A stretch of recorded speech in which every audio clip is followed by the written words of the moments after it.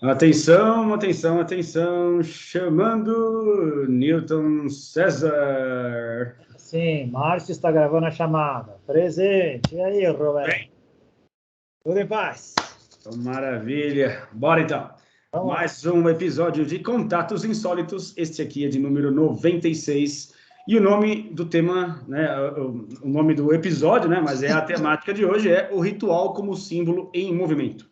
Uau, fantástico. Então, vamos lá, né, cara? Eu acho que para começar a falar a respeito disso, vale a pena a gente fazer uma revisita a um dos nossos episódios, que é o de número 45, né, que se chama A Linguagem Esquecida, onde falávamos a respeito de nossa ancestralidade vinculada ao aspecto simbólico, ao aspecto metafórico, que isso antecedeu muito a linguagem, né, e a nossa capacidade de pensamento analítico, né, nosso raciocínio.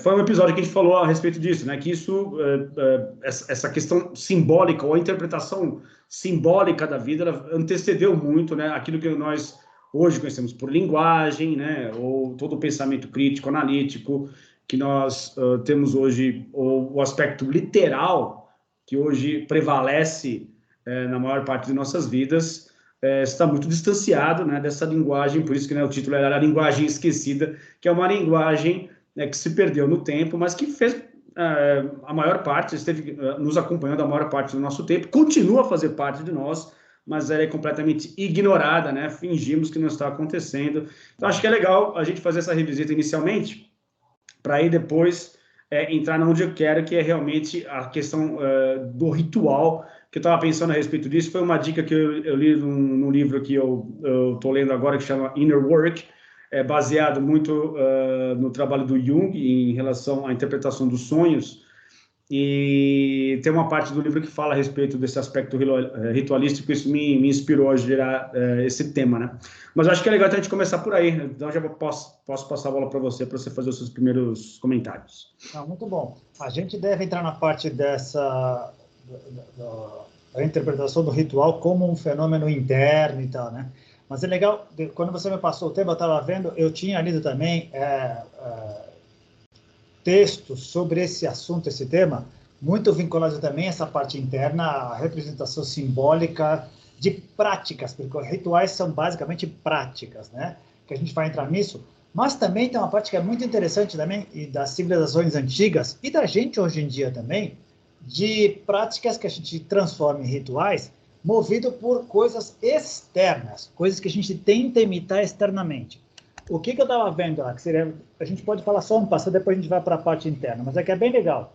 Os zigurates antigos e as pirâmides antigas, tudo indica que o pessoal que construiu aquilo, ou as tentativas depois, foram para tentar copiar coisas que eles estavam vendo e tentando reproduzir, porque de uma maneira ou de outra, rituais são práticas que a gente tenta seguir numa determinada ordem para alcançar determinado objetivo, né?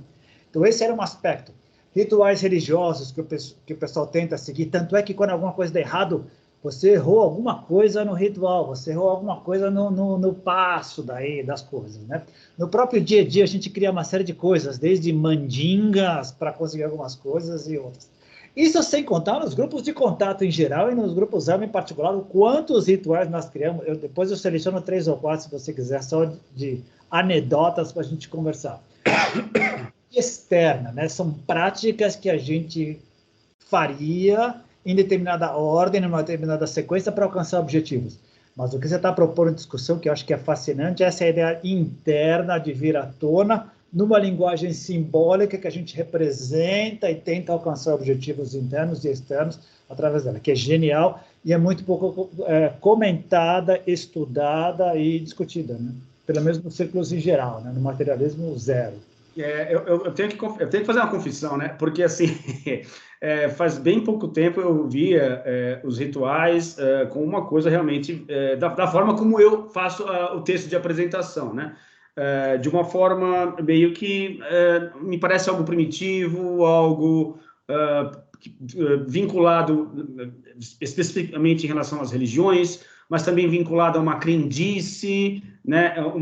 E assim, então, via com bastante distanciamento e não dava a mínima importância para os rituais. Mas eu confesso que, lendo isso e pensando a respeito, eu fui obrigado a rever esse posicionamento, porque também eu acho que tem uma coisa que, como tudo, né? A gente deturpa as palavras, a gente distorce ao longo do tempo.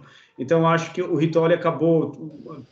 Várias coisas que nós chamamos de ritual não tem esse aspecto que eu estou querendo abordar aqui, né, que é simplesmente fazer uma coisa mecanizada, né, no piloto automático. Não é isso que eu quero me referir aqui, né? Estou falando do ritual com base em um enraizamento mais profundo, mais subjetivo, e não, sei lá, o ato mecanizado ou a questão de você fazer certas atividades de forma mecânica e não porque existe uma motivação intrínseca ali fazendo você conscientemente fazer aquilo.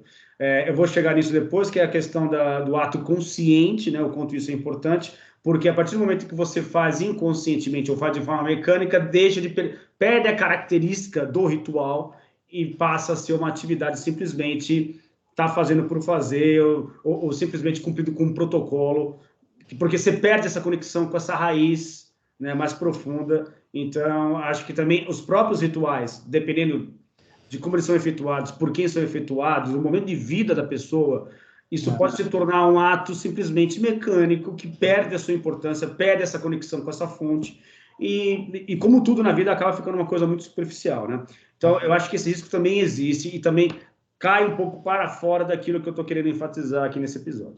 Muito bem. Eu acho que é por aí mesmo. Eu acho que a maioria dos rituais acabaram caindo nessa esfera, por isso que o teu olhar, não vou dizer depreciativo, mas vamos colocar entre aspas, negativo, como era o meu também, como é da maioria das pessoas, que passaram a ter mais sentido, né?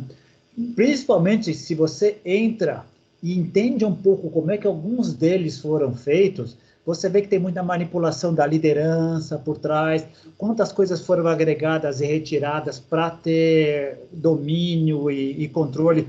Sempre tem algum tipo de controle de uma minoria sobre uma maioria, né? Invariavelmente. E é assim mesmo.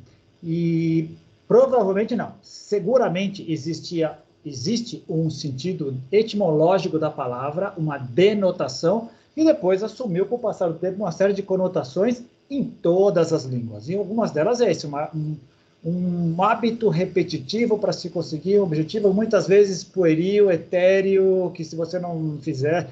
E as pessoas não levam tão a sério que muitas vezes dá errado, não é por causa do ritual, mas eu acho que está muito em função também da nossa habilidade fantástica de terceirizar a responsabilidade pelas coisas acontecerem conosco, e a gente tem que encontrar algum bode expiatório. Então, muitas vezes falhei no ritual, ou não. Quem estava comigo não seguiu exatamente o ritual como deveria. Então, a culpa não é minha, nem do ritual. É da pessoa que falhou ali. Tomou o café na hora errada, comeu a carne quando não devia. Exatamente, tem esse aspecto. O foco que você quer discutir, acho que é outro que é muito legal, que é essa parte simbólica que vem de dentro para fora da palavra rito, da palavra processo de prática interna que desabrocha, né? E eu acho que é importante esse preâmbulo que a gente está fazendo para tentar separar, porque gera muita confusão, né? Uma coisa da outra. Então, assim, é bom a gente fazer esse alinhamento primeiro para depois a gente chegar onde a gente quer, né? Porque senão as pessoas vão acabar confundindo. Uma coisa que acho que é interessante de mencionar também todo esse aspecto mais... isso a gente já vem discutindo há vários episódios, né? Enfim, estamos nessa pegada da ideia que não é exclusiva do Bernardo Kastrup, mas é uma pessoa muito influente para mim. Mas é que é lógico, né? O budismo, o hinduísmo já vem abordando isso há milênios, que é a questão da consciência universal, está na base de tudo, ser o fundamento de tudo aquilo que existe. E isso que nós estamos vendo aqui, que nós denominamos matéria, ser simplesmente a consequência, né? O subproduto da existência dessa consciência universal na base de tudo. Então, por exemplo, naquele episódio que a gente estava falando lá na linguagem esquecida a respeito da simbologia, o símbolo por si só é uma forma, uma tentativa, né, uma forma gráfica de você apontar para uma direção que não se encontra ali no símbolo em si. Ele aponta para uma ideia, né, ou para um conceito que é difícil colocar em palavras, então, ou muitas vezes impossível. Então, o símbolo, ele tenta dar conta disso, né? E é uma forma super primitiva e mais primitiva do que as próprias palavras. Por quê? Porque lá na Idade da Pedra, né, nos desenhos rupestres, a gente já existia ali essa manifestação, né, de você tentar simbolizar algo, né, nas paredes das cavernas, e isso antecedeu muito, né, a existência das palavras, a existência da linguagem. Então, quão primitivo e como faz parte da nossa natureza essa questão simbólica. Né? Bom, enfim, não sei se você quer... Só que é bem legal isso daí, e olha a dificuldade mais ainda, como representar graficamente, numa imagem congelada, um processo dinâmico. Aí que entra o ritual. É nisso que eu quero chegar. Mas tudo bem. Então, assim, esse episódio a gente aborda isso, né? No episódio número 45, mas eu acho que é bom a gente fazer uma certa revisita no intuito de que o símbolo tem essa característica, mas as próprias palavras, caras, elas também têm isso. A palavra em si mesma é apenas um desenho num papel, numa folha de caderno, ou numa tela de um computador. A palavra por si só, ela não representa nada. Ela aponta para uma ideia, ela aponta para uma direção, né? E com o tempo, eu acho que mediante o sucesso estrondoso do iluminismo, da revolução científica e do pensamento materialista como forma predominante de pensamento na humanidade, a gente passou a acreditar que a palavra, ela representa, por si só, ela já é o final, né, ou já representa aquilo que está ali embutido e não aponta para direção nenhuma, né? E assim é com todas as outras coisas, né? Então, o idealismo metafísico, ele justamente advoga a respeito disso, isso se estender por toda a existência. Então, placas de rua, por exemplo, você tem lá uma simbologia que a placa por si só não significa nada, ela está mostrando para nós uma ideia, né? Ou apontando para nós em uma direção que a placa por si só, ela não vai dar conta de explicar, mas ao bater o olho a gente já sabe qual que é aquela ideia. Pessoas, mesma coisa, pessoas, você vê pessoas por aí, elas são a representação de algo que aponta para uma direção específica, mas a gente, por causa desse pensamento que é literal, né, a gente habituou a olhar para tudo e para todos de forma literal, a gente vê a placa como valendo por si própria, a imagem da pessoa como aquilo sendo suficiente para você julgar a pessoa e saber aquilo que a pessoa é, e assim o mesmo é válido para toda a extensão do reino material. Tudo está apontando para uma direção mais profunda da existência e não representa aquilo que estamos vendo ali, é apenas uma imagem, né? Então, mais uma vez, o que é isso? O que é isso que transcende a matéria? O que é esse lugar? Para onde que essas setas estão apontando? Para a consciência cósmica, consciência universal que se encontra além dos 5 sentidos, né? Então, acho que é importante a gente frisar esse aspecto também para a gente começar a adentrar um pouco mais a fundo nessa questão. Muito legal. Essa referência que você fez com relação à força do iluminismo e do poder da denotação. Eu encarar a palavra como o que ela quer dizer mesmo e ponto final. Tem vários aspectos aí. Primeiro, quando a gente começa com as diferentes conotações, elas não são acessíveis para todo mundo. Começa por aí. Segundo, que dificuldade grande criar símbolos que sejam comuns para toda uma pequena comunidade. Porque, às vezes, olha só, quanto maior é a comunidade, mais difícil é conseguir manufaturar símbolos universais. Vamos dar um exemplo. Eu estava discutindo isso outro dia com um amigo. Um semáforo é um dos raros casos no mundo inteiro em que se sabe que o vermelho é pare, que o verde é ande. E o amarelo é duvidoso. Alguns interpretam como continue andando se você está andando, e outros pare porque já vem logo o verde. Mas é um dos poucos consensos mundiais. Se as pessoas respeitam ou não, é outra história. Mas como é difícil fazer isso? Se você diminuir a comunidade, fica mais fácil, teoricamente. Outro ponto que você colocou, fantástico, a gente cria símbolos para remeter a conceitos mais profundos, às vezes inefáveis, e que a gente não consegue trazer materialmente à tona e criar esses símbolos. Puxa vida, e aí vem o problema. Essa interpretação está diretamente vinculada a nível de consciência. Algumas pessoas não conseguiram enxergar. Puxa, se é certo, como a gente já discutiu algumas vezes, que 60% das pessoas estão lá embaixo, etnocêntrico ou egocêntrico, não entenderão os mais profundos. Não irão além da parte denotativa, não irão além da parte material do significado imediato e comum que a maioria dá. Então, será muito difícil entrar nos meandros que quem os criou quis colocar.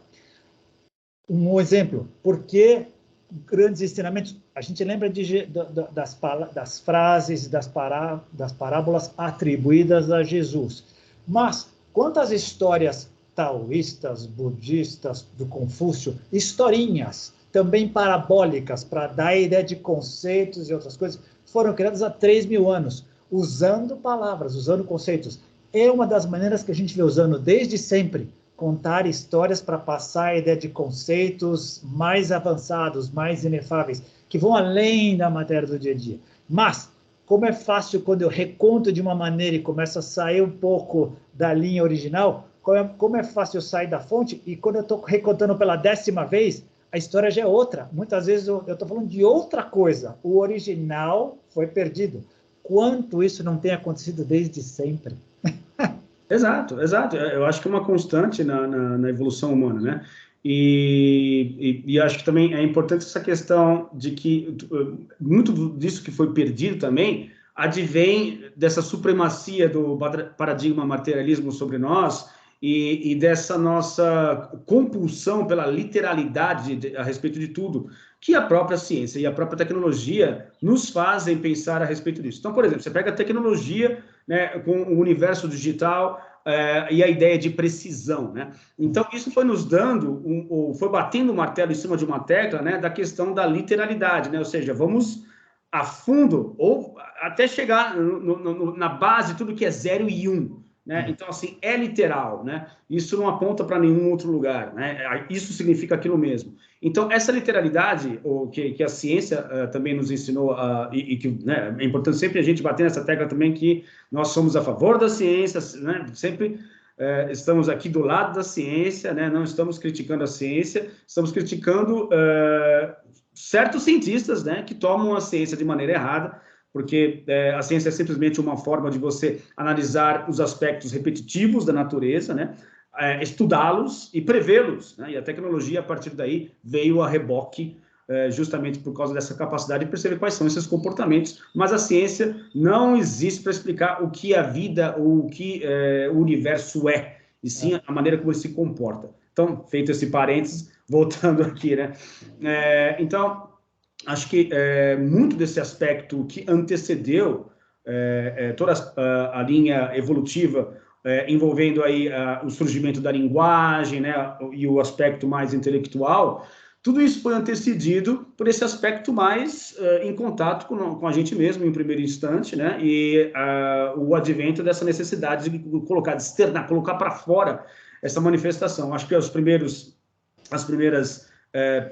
pictografias nas paredes das cavernas é uma representação disso, e o próprio ritual em si, eu acredito, existem achados aí que nos levam a crer que toda a ritualística também antecedeu, também é dessa época, né, o aspecto ritualístico foi criado a partir daí, e muito provavelmente as religiões e as instituições se originaram ou derivaram a partir desses ritos, né? Então, o quão velho e quão primitivo isso é, né? E o quão importante a gente procurar entender as razões, as raízes subjetivas, as raízes que se encontram além daquilo que nós enxergamos aqui como forma de manifestação e necessidade de expressar isso de alguma forma no mundo concreto. Provavelmente, a tradição oral vem desde sempre, vem lá de trás, junto com práticas ritualísticas, que vieram vindo a reboque, desde que a gente veio se organizando como civilização. A partir do momento que entra a parte do iluminismo e a ciência, e vem o aspecto e o sucesso da literalidade que você colocou, ela deu... Por que ela foi bem sucedida? Ela dá uma segurança muito grande. Olha, aqui eu toco, aqui eu consigo medir, aqui eu controlo. Porque o intangível, o eu, o interno, eu não controlo. O problema é o que fazermos com toda aquela bagagem que a gente está trazendo de 25.000 anos, 8.000 anos, 10.000 anos das primeiras civilizações. Na tentativa de mesclar, nos últimos 300 anos, a parte materialista tem ganho de goleada. Por quê? Porque ela tem trazido aquilo que a gente, como sociedade em geral, considera importante. Sucesso material, comida, subsistência. Os primeiros chakras estão razoavelmente satisfeitos, eu não preciso de nada. Porque a parte espiritual, a autorrealização, vem depois. Então, primeiro deixa eu satisfazer primeiro essa parte. Ela vem aqui, a literalidade, a matéria dá isso. Ela dá essa segurança. Vamos trabalhar, vamos conseguir dinheiro para comprar comida, para fazer uma casa. Ela garante isso. Os outros passos entram em áreas menos seguras, mais questionáveis, que demandam conversa, demandam trabalho, demandam meditação em cima, demandam crescimento espiritual, cognitivo, de uma série de outros aspectos que nem todo mundo vai ter acesso, nem todo mundo vai ter interesse, e mais.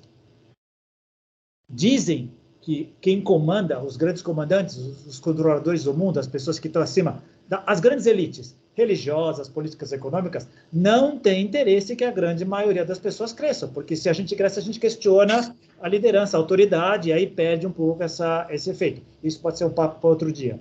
Mas o grande sucesso do materialismo vem daí, dá uma segurança que o simbolismo, a ritualística, que foi se perdendo, não dá. Ele dá se ele for acompanhado de um sucesso que vem depois, ou se o líder tiver garantido para mim que eu consigo aquilo.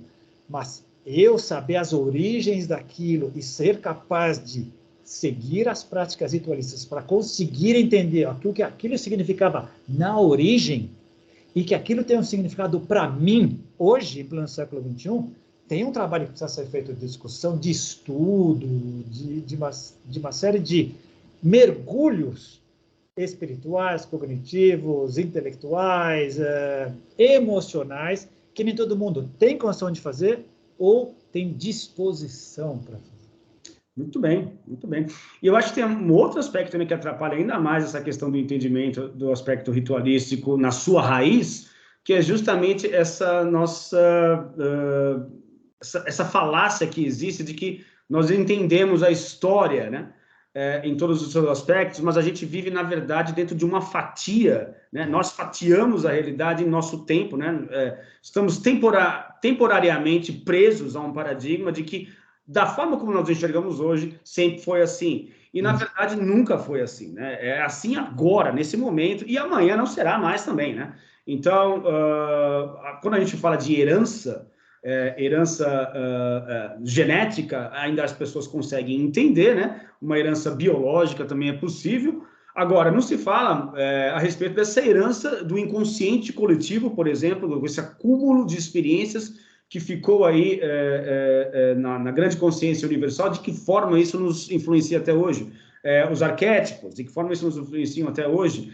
Essa necessidade de externalizar algo que ainda não existe uma palavra para aquilo, né? Através dessas pinturas rupestres que eu acabei de mencionar, dessa simbologia, dessa tentativa de, através de metáforas, expressar isso, e através dos rituais também, né?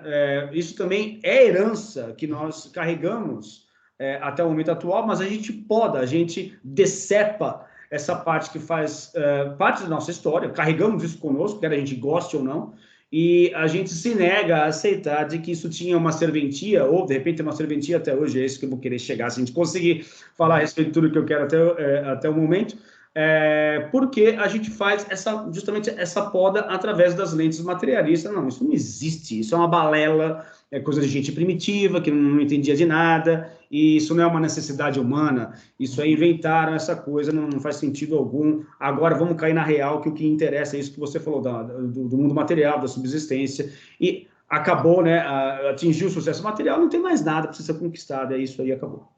Inclusive, te ouvindo agora, me veio a ideia, esse impulso nosso para trazer o interno para fora e representá-lo é tão forte e permeia a gente desde sempre, que se resume, a gente encontrou uma palavra para isso, arte. O que é arte, se não em suas mais variadas formas de expressão, do que tentar colocar isso para fora? E olha só como é que o mundo materialista hoje vê. Você vai ser artista? Isso não é profissão. Isso não é profissão. Isso não é uma coisa que... Até o respeito de uma parte considerável da sociedade não é feito. Qualquer elas, esporte, arte, qualquer coisa que não seja uma coisa que você tenha que conquistar pelo suor do seu corpo, pela parte intelectual, entre aspas, mal vista, não por todo mundo, mas por uma parte que valoriza essa parte literal, material, pé no chão. Quando? Desde sempre a gente tenta expressar aquilo que está dentro para fora, pelas mais variáveis mais variadas expressões artísticas que a gente tem encontrado e continua encontrando. A tecnologia entra e continua redesenhando a arte, a gente continua tentando colocar tudo para fora. Exato, você tem razão. E para você ver que a tecnologia ela não é o suficiente, né? Aliás, os artistas usam a tecnologia da maneira como ela deve ser utilizada, exatamente, como uma ferramenta. Né? Mais uma forma que você tem, né, de colocar no mundo concreto, de utilizar o mundo concreto como forma de expressão desse mundo subjetivo. A tecnologia faz isso, né? Não falei. Um parênteses aí, não perde o que você vai falar. A gente até bateu um papo sobre, semana passada, inteligência artificial fazendo arte.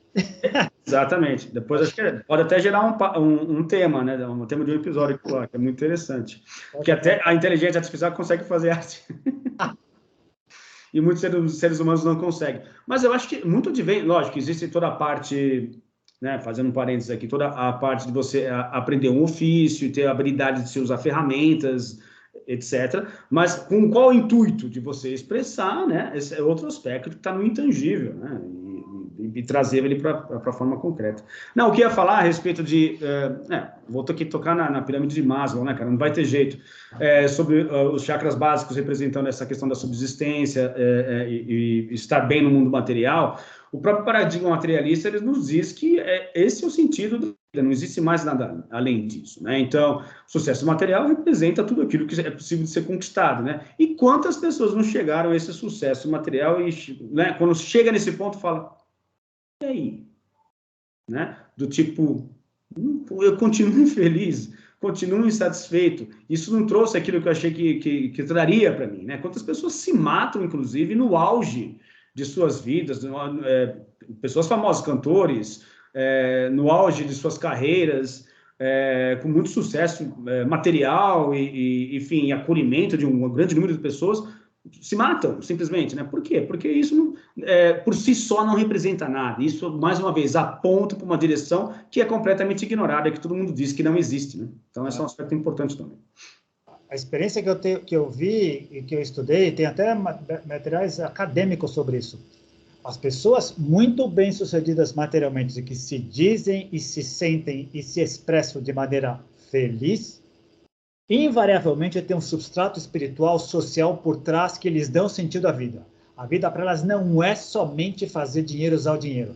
Para aquelas a quem dinheiro é isso e a felicidade é isso, são frustradas. Basicamente, o nível de frustração é. Quem tem isso e um substrato emocional ou espiritual por trás, aí sim, consegue entender. Tanto é que a maioria dessas pessoas compartilha, doa, faz atividades sociais beneficentes, uma série de outras coisas. Não dá. O sucesso material... Mas por quê? De novo, a gente tem que cair nessa fase sempre. É o sucesso material e essa corrida para essa satisfação da pirâmide, que lá embaixo ela está disfarçando um medo terrível da finitude, da morte, da doença, da dor. Sim. Porque ela está sempre lá. Por mais que eu seja rico, eu ainda tenho dor de barriga. Eu posso ter o melhor... Muitos milionários morreram de Covid, por mais que tivessem os melhores hospitais para ser entubado e tudo. No fundo, a gente tenta mascarar isso. E o acesso aos melhores hospitais, o acesso aos melhores médicos, o acesso aos melhores remédios, o acesso aos melhores de tudo, nos dá a ilusão de que a gente pode adiar, postergar, driblar a dor, a morte, o sofrimento. E porque é assim que a propaganda do sistema materialista funciona. E tem sido muito eficiente. Não podemos negar que tem sido super eficiente. E a gente cai nessa... E ela está direto vinculado a chakra básico e os 2 chakras e a pirâmide de Maslow. Primeiro, sobrevivência e depois segurança. O resto é outra discussão. Puxa, o que isso significa? Exatamente. A gente começa a perguntar, puxa, mas a gente pode ter significados diferentes? Sim. E podemos conviver? Sim. Mesmo sendo antagônico? Sim. Mas dá trabalho. Então vamos compartilhar? Dá para compartilhar coisas diferentes? Sim. Mas dá trabalho. Tem uma série de coisas. E aí é que a construção das... Por isso é que os formatos são piramidais. A parte superior é sempre menor. Não é uma elipse, assim, não, é sempre pouca gente que está lá em cima. O que nos faz questionar a respeito, inclusive, do significado da própria existência das pirâmides lá no Egito, né, cara? Se de repente não tem um pouco a ver com isso também. Um simbolismo. Os zigurates mesmo, eles eram por fatias, né? Eles eram para chegar aos céus. Né? Exatamente, né? E esse céu, que céu seria, né? O céu de fato, né? Ou uma outra concepção de paraíso, né? O paraíso do aspecto mental, né? Como um estado de mente, né? Então é algo interessante também para a gente pensar a respeito disso, né? Porque pensa-se, né? Mais uma vez, de forma literal, em um céu de fato, né? Como está na Bíblia, né? Aquela ideia da Torre de Babel, como um céu de fato que deveria ser alcançado de fato, mas sendo que o céu ali era uma representação, de repente, de um estado mental, de uma condição mental na qual você está plenamente satisfeito, plenamente pleno, digamos assim. Interessante. Parece que lá atrás, muitos de nós, humanos, sacamos algumas coisas, não conseguíamos expressar, então colocamos em palavras, símbolos e tal, e depois as coisas foram se deturpando porque tinha que achatar para contar para a maioria. Isso é uma das coisas que o Ken Wilber coloca no livro dele. Todas as religiões com R maiúsculo, todas as tradições, melhor colocando, tinha uma parte esotérica para poucos que podiam entender. Eles eram especiais? Não, eles se dedicavam a estudar aquilo. Nem todo mundo tem essa condição. Para esses que não têm condição de entender, ou não têm tempo, ou não têm essa propensão, existe a religião exotérica, só para fora, só as práticas ritualísticas com R minúsculo. Não as ritualísticas com R maiúsculo que te levam à transcendência.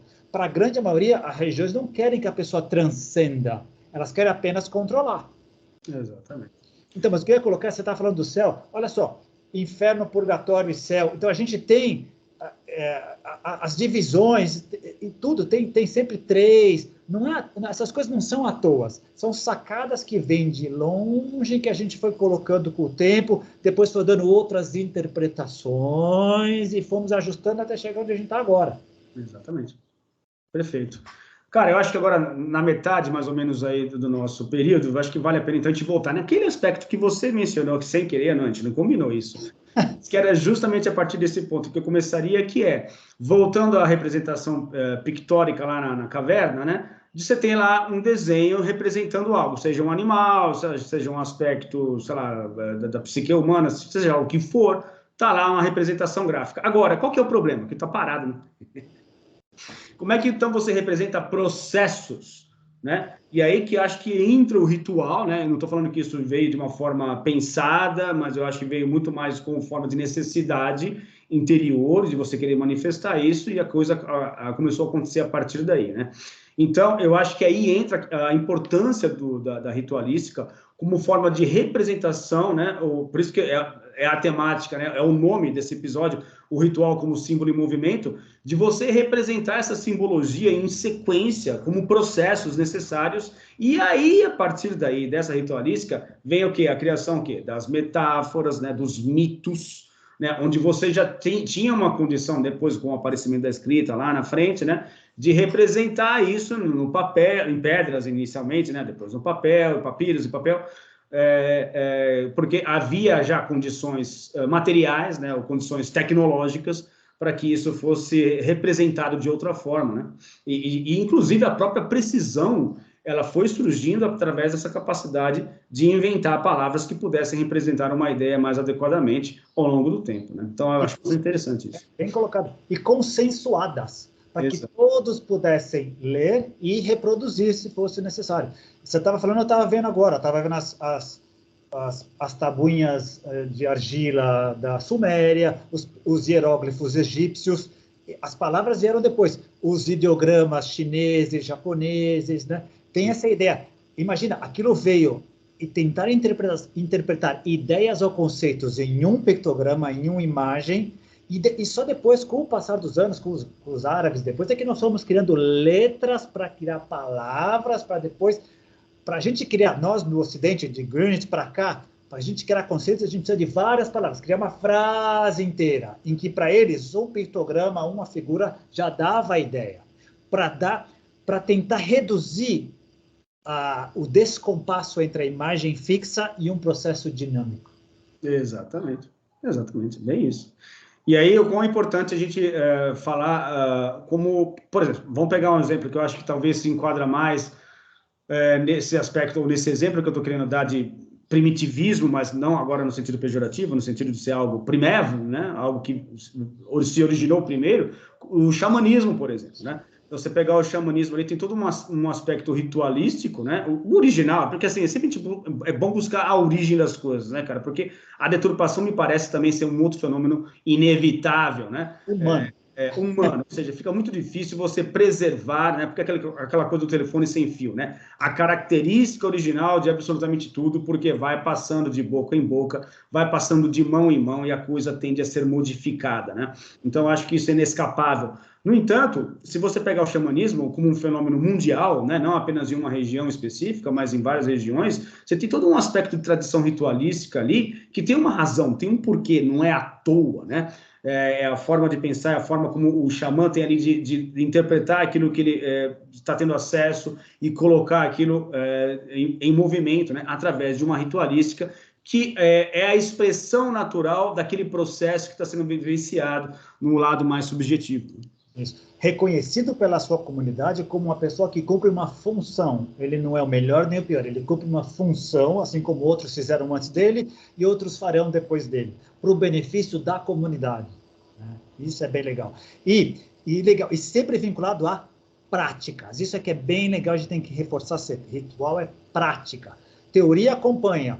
Isso é que é legal. Quando a teoria tenta plasmar a ritualística, as práticas no papel, e tentar decupá-la e tentar fazer com que ela possa ser repetida por outras pessoas a partir da leitura e da repetição, corre esse grande risco do telefone sem fio, de se colocar uma coisa aqui que é mais conveniente aqui, isso talvez não seja tão importante, vamos tirar aqui. Não, ele usava essa planta lá que nós não temos, vamos substituir por essa daqui, é a mesma coisa, é planta mesmo.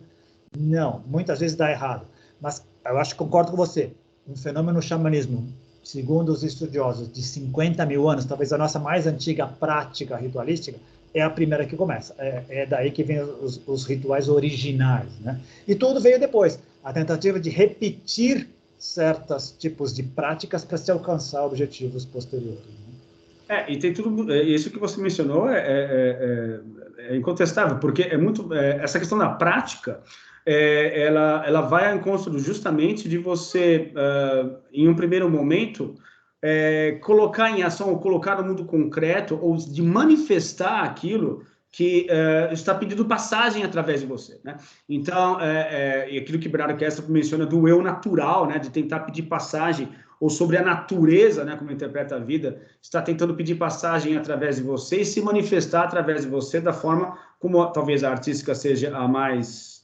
Não, acho que a xamanística seja a mais primitiva e a mais primeva, mas acho que a arte ela acaba vindo, se bem que a gente pode considerar também como as pinturas rupestres como arte, né? Então talvez uma coisa esteja vinculada à outra, mas... Então a gente chama de pintura rupestre, arte rupestre alguns chamam, né? Então talvez eu tenha sido um pouco infeliz aí sim colocar um primeiro do que o outro, mas talvez tenham sido concomitantes, mas essa questão da prática em si, ela acaba tendo uma importância maior se a gente parar para pensar que o ato de você externalizar aquilo dá mais concretude a um aspecto que até então estava no mundo subjetivo, e aí o entendimento disso passa a não ser tão... ou fica mais fácil de você esquecer, como um sonho, por exemplo, que você tem à noite, e aí, à medida que durante o dia você acorda lembrando, mas você vai perdendo, até que no dia seguinte você esquece por completo. A prática ritualística, ela ajuda a manter viva essa ideia de algo que é importante, está se manifestando ali mais frequentemente e ser repetitivo, né? Desse ponto de vista de contato com a raiz do universo que é imanifesto, né? Esse universo manifesto. Bem colocado. E a gente acaba descobrindo o poder do hábito, tanto o bom hábito quanto do mau hábito. A gente acabou descobrindo isso.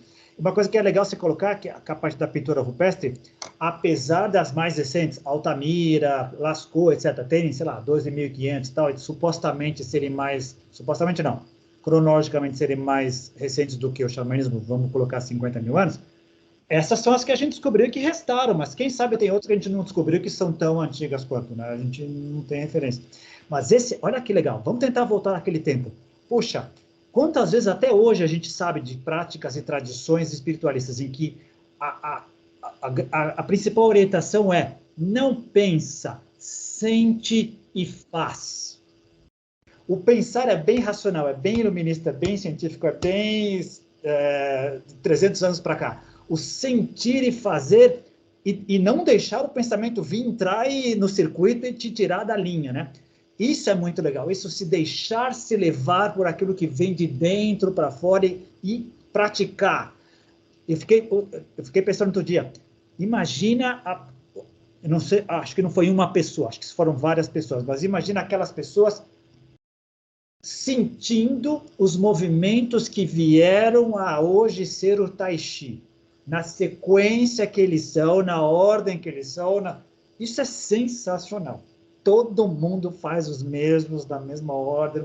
Imagina os primeiros sentindo aquilo com a natureza, a harmonia, a ressonância que tinha de dentro para fora, o interno com o externo. Espetacular. Sensacional, sensacional. Então, buscando essas raízes, né, cara, você vai percebendo que tudo tem uma razão de ser, tudo tem um significado. E, às vezes, a falta de significado que nós atribuímos às coisas não é porque as coisas não tenham significado, é a nossa incapacidade de enxergar ou de reconhecer que há um significado para além daquele que é literal, né? E, geralmente, a gente corta, a gente não aceita. E olha só, fazendo um meia-culpa, que é sempre bom a gente fazer um meia-culpa, né?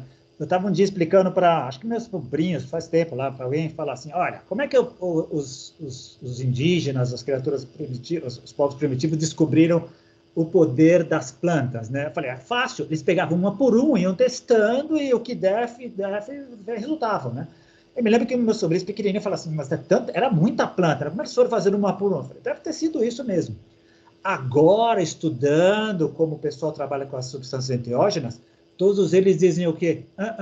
As plantas falam conosco. É outra perspectiva. É outro papo. Cara, então, e você imagina uma mente, né, ainda que, né, estejamos falando do ser humano, uma mente muito mais vinculada à natureza, sem esses paradigmas, sem esses cortes intelectuais com os quais nós somos obrigados a nos adaptar desde que nascemos, né? Vivendo em liberdade, em contato com essa natureza e considerando, obviamente, como sempre aqui nos últimos episódios, tendo a consciência universal como um substrato sem limites, né? Uma mente transcendental, né? Que se encontra na base de tudo, essa capacidade, essa permeabilidade entre esses diferentes níveis de dissociação que são as criaturas vivas, né? E essa capacidade, essa penetrabilidade que tem, sem essas amarras, né? Sem as paredes do cativeiro que nós fomos montando ao longo da vida por causa, né, da realidade consensual, tendo acesso a essas informações da forma como essas pessoas muitas vezes dizem, não, as plantas que conversam comigo, e você num primeiro momento fala, para com isso, né? Meu Deus do céu, que cara mais idiota, porque isso de fato não existe. Sendo que, nessa condição, a partir desse princípio de que, olha, saiba ouvir, né? Saiba, tenha ouvidos de se ouvir, está na Bíblia isso, né? Tenha olhos de se ver e ouvidos de se ouvir, né? Sem as limitações, sem essa mente analítica que atrapalha, o tempo todo querendo classificar, né? Livre, né? Por exemplo, né, uma mente em estado meditativo, para ter acesso a essa mente mais transcendental. Se isso não era possível, poxa, como não? Eu acho, te ouvindo agora, sabe o que me ocorreu? Um dos preceitos básicos das grandes tradições, e que a gente acabou perdendo, mas que é uma pedra angular e pétrea, uma cláusula pétrea da espiritualidade somos uma coisa só, todos somos um. Essas culturas primeiras, elas, mesmo sem saber, elas já tinham essa sensação. Elas pertenciam, era tudo uma coisa só. Por isso que essa permeabilidade era mais fácil. Elas tinham essa ideia. Tanto é que a maneira que eles veem a natureza é completamente diferente da que a gente é. Eles não têm o drama da separatividade. Eles ficaram chocados quando chegamos nós, os brancos, com essa ideia da separatividade, dessa ideia do usurpar um ao outro. Eles não tinham isso. Eles não tinham isso. Quando eles perderam a mão, eles se tocaram e sucumbiram. Em vários lugares, na Ilha de Páscoa, em vários lugares. Porque às vezes a gente perde a mão. Quem perde a mão e deixa de entender essa ideia de que somos todos um e que precisa ter um equilíbrio, às vezes você tem que abrir mão de algumas coisas para conseguir voltar ao equilíbrio, acaba definhando. Desculpa, te interrompi aí, você ia... Não, justamente voltando nessa questão de quanto que a gente está falando aqui, ou especulando a respeito, tem consistência, em relação ao uso dessas substâncias enteógenas, né, que os próprios indígenas sempre fizeram em seus rituais, que sempre, tá vendo? Sempre envolve ritual, não é uma coisa aleatória assim que você vai, vou tomar esse negócio aí por, sei lá, finalidades recreativas. Não é assim, existe um ritual por trás. A consistência disso, né, dessa questão da transpessoalidade da mente. Então, o que acontece? Muitas pessoas que tomam essas substâncias voltam com essa percepção de que, olha, essa planta falou comigo, ou essa substância me deu um toque. Então, assim, uma coisa é um indígena falar isso, né? Outra coisa é você, homem civilizado, tomar a substância e ter a mesma sensação. Ou seja, então não seria aí um indicativo, né? Uma forma de dizer, olha, existe uma mente transpessoal de fato, né? É possível estabelecer essa comunicação, mas ela, obviamente, ela não é intelectual, está além da educação que nós tivemos nas escolas, é um outro tipo de linguagem, é a linguagem esquecida, né? Que a gente está tentando falar aqui, né? Naquele capítulo número 45, que está no substrato. E, assim, o fato de ser algo que realmente está ali acontecendo, não viaja na maionese de gente primitiva, é o fato de que essas pessoas, esses indígenas falavam isso, e agora você, homem ocidental do mundo moderno, tomou essa substância e voltou com o mesmo tipo de narrativa. Então... Você lembra quando eu te falei, né? Eu acho que eu assinei várias vezes. Eu falava com a planta, eu falava com a psilocibina, eu estava conversando com ela. É impressionante a coisa. E mais, mesmo a parte... eles são uma coisa... E a gente mesmo, vamos pegar para o Oriente mesmo nas grandes tradições orientais, quantas dessas histórias que a gente estava falando agora há pouco, que são as parábolas, que muitas vezes, mesmo eles sabendo que existe uma vida transcendental, que existe um caminhar espiritual, mesmo eles, quantas vezes o mestre alerta para os discípulos, faça o ritual, mas não se escravize por ele, não se deixe cair só por ele. Tanto é que muitas vezes eles falam do satori, muitas vezes vem sem você se tocar. Entenda que tem que ser de dentro para fora, não é só a prática externa racionalizada. É muito difícil vencer a racionalização, porque ela é evidente, porque ela está ali. A causa e efeito é muito clara. Se eu bater aqui, a mesa vai reagir, vai doer minha mão. A gente está imerso nela, mas a gente também está imerso em tudo aquilo que não é tangível, no inconsciente coletivo, no inconsciente pessoal, que está sempre nos interpenetrando, mas como a gente não sabe lidar, a maioria de nós não sabe lidar, não sabe entender o universo conversando com a gente, o universo conversa com a gente o tempo todo, mas com várias linguagens, né?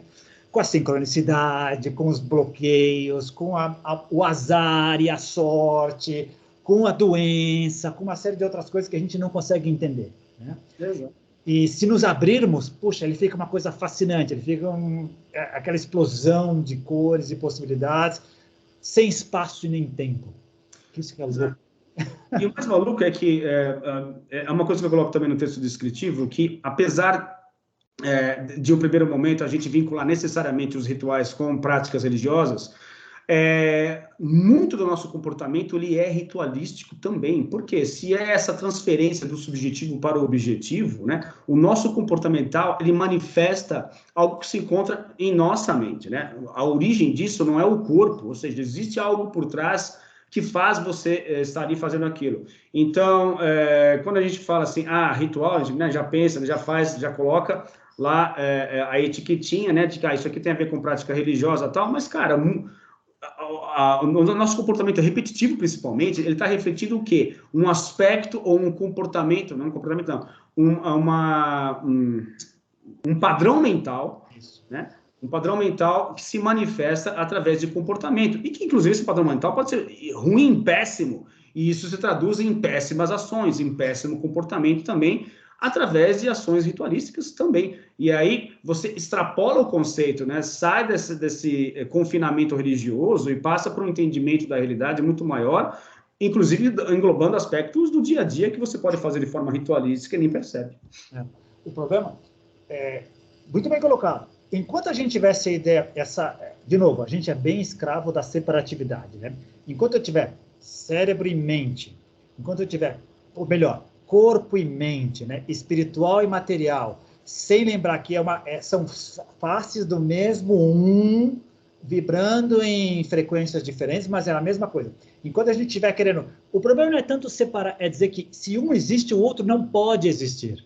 Exato. Quando os dois existem, é o símbolo do yin e yang, em constante movimento.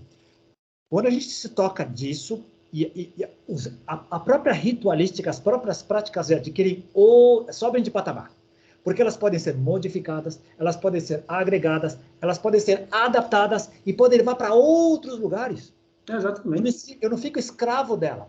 Agora, é compreensível que a má imagem das práticas ritualísticas tenha dominado o mundo, porque a maioria dá a ideia de que os praticantes são subservientes, eles são massa de manobra, eles não sabem o que estão fazendo, eles estão seguindo ordens e comandos de pessoas superiores que querem tomar partido delas. Em muitos casos é verdade. Sim, concordo. Mas aí a deturpação, ou o não entendimento do que significa o ritual em si, mas aí existe uma série de impedimentos para que a pessoa deixe de entender mesmo, né? Como a gente mencionou no início desse episódio, o paradigma materialista, enfim, uma série de questões que contribuem para que a pessoa entenda aquilo simplesmente como um ato que eu estou repetindo sem estar entendendo o que eu estou fazendo, né? Por mais que a gente bata na tecla aqui, a gente vem dando vários exemplos de que tudo indica que tem que ter uma consciência por trás que criou tudo isso aqui. Não vamos convencer aquela pessoa de que não, é só produto de uma tempestade neural. É só produto de encontro de átomos e moléculas e partículas universais e não tem sentido nenhum. A palavra-chave, às vezes, que eu fico pensando é sentido. Para quem não quer ver sentido nas coisas, a gente nunca vai conseguir convencer. Não há como. Exatamente. Por quê? Porque o sentido para ela é isso. Algumas coisas da vida real é assim, olha, dois átomos se encontraram, pá, olha só, existe H2O2, assim como existe H2O, existe a água oxigenada, existe, e olha só, basta eles se encontrarem aqui. É casual. Então, em alguns casos, os materialistas vão ter vários argumentos para dizer, olha, todo o universo é assim. É o velho drama da metonímia, a parte pelo todo. Já que aqui é assim, todo lugar tem que ser assim. Não, já que aqui é assim, todo lugar pode ser assim. Pode ser que não seja assim nessas circunstâncias, nesse momento. Não vamos conseguir. Por outro lado, também não podemos descartar isso, porque o grande problema também é o famoso pêndulo preso. Se você soltar muito, você vai para o outro lado. Isso aqui tem uma importância, senão não estaremos aqui. Isso tem uma importância, sentir dor, sentir a finitude, a morte, envelhecer, as células irem morrendo, a gente observar as coisas, a lentidão cerebral, tem uma razão de ser. Tem uma razão. Não é que Deus é sacana. Não. Eu estava lendo outro dia, essa você vai gostar, eu acho. Isso aqui tudo não é uma tragédia, porque quando Dante Alighieri, que cria o idioma italiano, e cria sua grande epopeia, caminhando pelo inferno, purgatório e céu, ele não chama a grande tragédia, ele chama a grande comédia. Isso aqui é uma grande comédia. Deus não é um sacana. Ele tem o seu humor, ele tem as suas nuances por trás, ele tem umas... Quando a gente percebe, olha, eu falei pra você, a gente ri, não é à toa isso, né, cara? Tem que ter uma leveza, que se a gente adquirir e consegue encarar as coisas da vida, as piores coisas dá para entender. Não é fácil, nós todos tivemos muito tempo lá no chakra básico, a gente sabe como é triste isso, como é difícil achar sentido, mas não é uma grande tragédia, a gente precisa buscar as nuances que tem por trás, e a gente vai voltar a isso, o volume de inconsciente que a gente nem percebe, mesmo na parte material. Os materialistas odeiam que a gente lembre eles o tempo inteiro. Eles falam de um universo do qual eles enxergam e entendem 6%. Os outros 94%, eles deram o nome de matéria escura, energia escura, estamos estudando. E acham que esses 6% dão conta de tudo. Exatamente, né? Esse é outro problema, né, cara? Mas acho que é importante, antes de acabar aqui, mencionar, temos pouco tempo agora, também um outro aspecto importante do ritual como símbolo e movimento, de que esse símbolo e movimento ele é necessário pela questão dos padrões repetitivos, né? Então, o comportamental da natureza, aquilo que nós chamamos de leis universais, né? Assim chamamos de leis porque não é uma lei que alguém criou, né? Porque existe um padrão repetitivo, né? O padrão repetitivo, por si só manifesto em nós, ele é o ritual. Ou seja, você tem que repetir certos passos, né? Porque nós, né, estamos vivos aqui porque existe um ritual repetitivo que é o nosso metabolismo, né? Existe, né, todo um processo. Então, a vida ela só tem continuidade através de padrões que se repetem, né? Agora, lógico, ficar muito preso em um padrão isso é um problema porque isso vira samsara. Mas, de qualquer maneira, sem padrão, a vida seria um caos, né? Aí sim faltaria sentido. Então, para que as coisas façam sentido, necessariamente tem que haver padrão em movimento, né? Um padrão sequencial ao outro, né? E aí você entende o porquê dessa ritualística, né? De ter que haver esse movimento, ter que haver essa padronização. Estou falando no aspecto mais metafórico, obviamente, mas você pode estender isso para todos os aspectos da vida. E a rigor, nada está parado no universo, nada, nem as pinturas rupestres, porque ali as pedras estão se decompondo, devagarinho está tudo em movimento, no micro e no macro está tudo em movimento. E eu gosto muito, acho que eu já falei isso, eu gosto muito da definição que o pessoal da teoria integral dá, da evolução, tudo está em evolução. Evolução é o espírito, o profundo, Deus, a consciência cósmica em movimento. Nem a consciência está parada, não tem sentido, nada está parado. A gente crescendo, a gente está modificando tudo o que está acontecendo. A maioria de nós, de maneira inconsciente, estilo homo bovinus, sim, é do jogo cósmico. Mas muitos de nós despertamos, e em níveis maiores. Aí que tá. Passou do segundo ponto da pirâmide de Maslow, a gente começa a fazer outras perguntas, outras indagações. Qual é o sentido disso? Exato. Ao ponto de você... Ao ponto de você chegar em determinado momento da sua vida e falar, esse ritual não me serve mais, eu preciso de outros. Ou seja, o meu estado mental mudou, então a minha necessidade de manifestação no mundo concreto agora é outra. Esse ritual deixou de me servir, eu preciso criar um outro, né? Então, essa ideia também de dinamismo faz parte do jogo também, que é importante a gente frisar aqui. Né? E outra, para uma coisa que acho que o te ouvindo me reforçou, por isso que as nossas buscas vão mudando também. A gente vai crescendo e a gente precisa de outras ferramentas, outros rituais para poder entender melhor essas características da realidade que não são mais materiais. Elas começam a subir no processo de desenvolvimento, nas estruturas de consciência e demandam outras ferramentas, outros rituais, outras práticas. Isso, e falando de prática, a gente poderia estender, inclusive, isso, aqui não vai dar tempo, cara, mas para a missão Rama, por exemplo, o que é uma prática de campo, né? O que é um ato ritualístico envolvendo a missão Rama, por exemplo, agora dentro desse aspecto mais amplo que eu falei sobre ritual, tá? As práticas de campo nada mais são do que uma manifestação dessa ideia, entendeu? De colocar em prática, em ação, algo que até então você estava vendo na folha de um papel, né? Então, mas peraí, agora chegou o momento de a gente partir para a prática mesmo, né? Partir para algo real e ver... testar aquilo que a gente aprendeu no papel, aquilo que a gente aprendeu em teoria. Né? Inclusive, como se trata... Estamos falando especificamente do processo que tem 45 anos, 48 anos, não ficou parado. E também, quem se engessou e não conseguiu ver as mudanças, não consegue evoluir ali dentro. Não consegue ver que as próprias práticas mudaram. E requerem outros tipos de ações, de rituais, para poder ter acesso a outros tipos de experiências. Exatamente, né? Uma coisa ligada à outra. Então, me passa essa ideia de que o quão importante a gente estar com a questão da consciência, da atenção na raiz enquanto o ritual é efetuado, né? Porque você faz aquilo mecanicamente, né? Simplesmente com uma ação, né? Sem sentido, aí realmente as coisas vão perder o sentido, né? Porque você está simplesmente fazendo algo mecanicamente e não está mais vinculado ao enraizamento no universo subjetivo que aquela prática representa. Muito bem colocado, muito bem. Então, eu acho que passa muito por aí. Mas, cara, eu tenho essa noção, ou essa impressão de que é um assunto que daria para ser explorado vai terminar agora, mas eu fico com essa sensação de que está faltando coisa, né? Faltou explorar outros aspectos. Mas tudo bem, se for o caso, a gente cria um outro, a gente pensa a respeito. Mas... Não tenho dúvida que você vai encontrar uma maneira esperta e inteligente, como você tem feito nos últimos 96, com outro nome, com outro objetivo, a gente voltar a esse assunto. Porque é isso, tem toda uma parte a psicologia que tem 120 anos, a gente mal tocou no assunto. Você mencionou Jung aí, mas tem toda uma parte simbólica fundamental por aí, né? Tem muitas coisas do Oriente. A gente fala muito do Oriente e do Ocidente, mas eu estou descobrindo coisas da África, por exemplo, que é outro cenário. É outro cenário. Então, aí desde sempre. Aliás, supostamente foram os primeiros a chegar. Exato. Uma das histórias da humanidade é manipulação de hominídeos da África que gerou nós, Homo sapiens. Exato. Isso, bom, vai ter que ficar então com outro episódio, não vai ter jeito, que a gente chegou ao fim aqui, cara. Então, aproveito, né? Oi? Criemos o ritual para discutir esse assunto. Com certeza.